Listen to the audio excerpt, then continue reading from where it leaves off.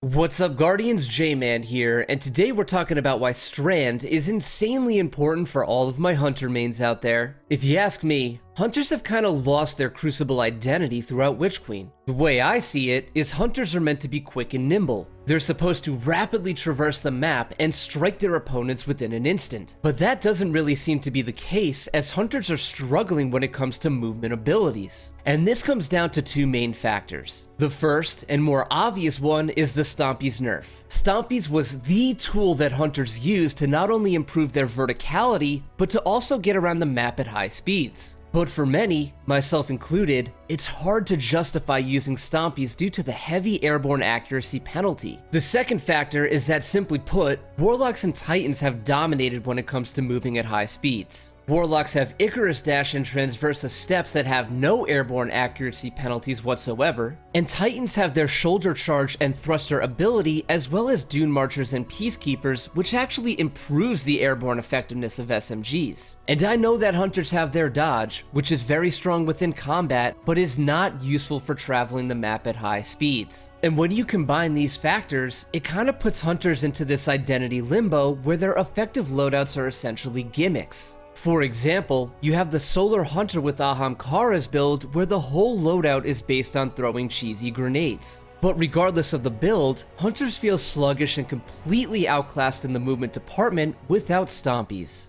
Now, this is pretty detrimental for hunters considering the emphasis Bungie has been putting on objective type game modes. We have Zone Capture Trials, Competitive Rift, Iron Banner Fortress, and even more objective-based modes coming in Lightfall. And in these types of modes, traversing the map and locking down objectives and choke points is more important than ever. If you're late to a lane or a zone capture, those Warlocks and Titans automatically have the clear advantage. So this is where the Hunter Strand subclass Threadrunner comes into play. Now, we obviously haven't seen this first person, but based on trailers and TWABs, you can see that Threadrunner is going to provide a ton of mobility. As we've learned, all Guardians are going to be given the grapple ability, and we can actually see that in action here. However, the two hunter aspects takes the grapple to the next level. We have Ensnaring Slam, where you can slam downward, suspending all nearby enemies. And Widow Silk, where you are granted an additional grenade charge. If you don't know, on the Strand subclass, the grapple is actually considered your grenade. And with that extra charge, you'll be able to chain together grapple points that you can use to quickly move around in combat and traverse the environment. So this really sounds like a high skill ceiling, movement-based subclass, and it's going to be an asset in these objective game modes where getting around the map is critical for success. And most importantly, it's going to give some of that high-speed identity back to hunters. I'm actually considering pairing Foe Tracer with Strand, since you get a plus 20 to your airborne effectiveness stat, in addition to marking targets, which is pretty underrated in my opinion and very well could be a meta pick next season. And I would love to hear which exotic you're thinking of pairing with Strand, so place that down in the comments below. If you enjoyed the video, please help me out with a like and consider subscribing to the channel. And as always, thank you for watching, and I'll see you in the Cosmodrome.